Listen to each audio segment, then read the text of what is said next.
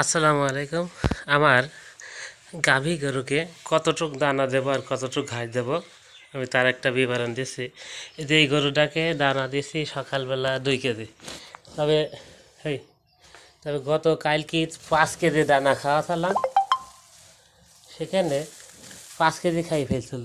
আর আজকে 2 কেজি দিছি, তবে আর 2 কেজি বাকি আছে। কিন্তু গতকালকে যে 1 কেজি বেশি হয়ে গেছে, তাহলে আজকে দিতে হবে 3 কেজি।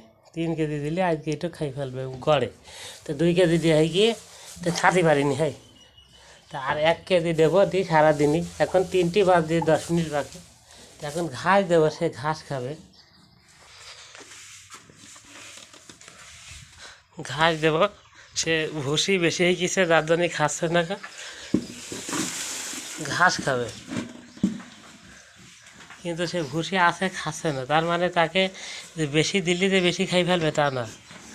এখানে বোঝা যাচ্ছে যে ভুসিওয়ালা ঘাসে পিওর ভুসি, এটি পিওর ভুসি সে খাচ্ছে। কিন্তু পিওর ভুসি বেশি হয়ে গেছে তার হিসাব ছাড়া, তাই আর সে খাতে পারছে না। তো যখনই গরুকে দানা খাদ্য দেবো, তখন তাকে একটু সবুজ ঘাস একটু কম দেবো, দিলে ওই ঘাসটা খাই ফেলবে। আর আমি ঘাসে পানি দিই নিকো, এখন এই ঘাসটুকু মিশিয়ে দেবে একসাথে, কম বেশি খাবে। ও যখন ইচ্ছা হবে দানা খাবে, যখন ইচ্ছা হবে কাঁচা ঘাস খাবে।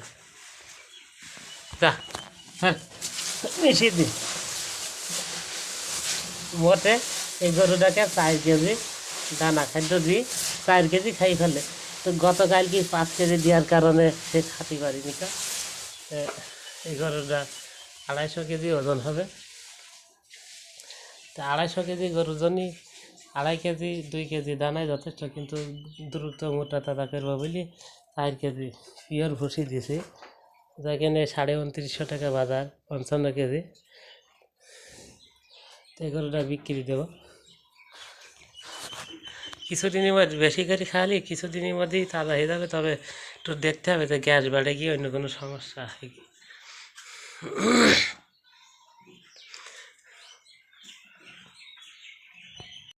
তো আলহামদুলিল্লাহ, আমি ঘাস দেওয়ার পরে এখন খাচ্ছে। আর ভুসি যদি দিতে হয় তাহলে খাবে না ভুসি।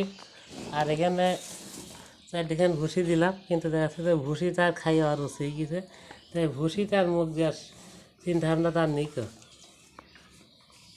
এখন ভুসি কাটা আস্তে আস্তে খাই ফেলবে, কিন্তু যেহেতু 4 কেজি দিন ভুসি খায়, যদি তার বদ হজম, পেট ফাঁপা, অন্য কিছু সমস্যা না হয়। এখন পর্যন্ত সে ভুসি খাচ্ছে না, ঘাস খাচ্ছে।